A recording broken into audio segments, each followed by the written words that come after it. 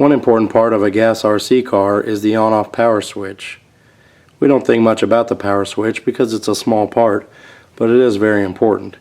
And it's a good idea to replace these every once in a while because the contactors inside the switch can get wore out and prevent power from properly getting from the battery to the radio receiver and servos.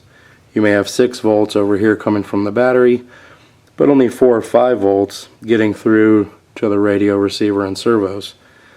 Another issue with power switches is it can be hard to find one with wires that are the right length. At my local hobby shop, this was the shortest one I could find, and the wires are way too long. And in my HPI Baja's battery box, this is just going to clutter it up because there's about 8 inches too much wire here.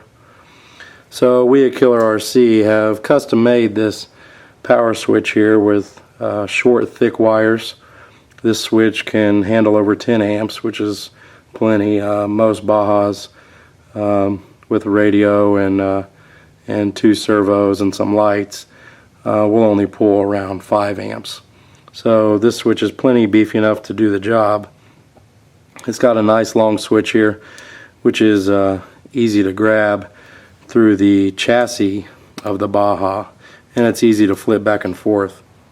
We've also included this black rubber cover to totally seal up the exposed part of the switch and keep dust, dirt, and water from getting in the switch. Now to change the switch, it's pretty easy. Just take your 2 screws out and take your old switch out and throw it away, and then put the new Killer RC switch in. Now this fits kind of tight in there. Just push it down and then push it forward, and then we'll get our 2 little screws, put those in with a number 1 Phillips screwdriver.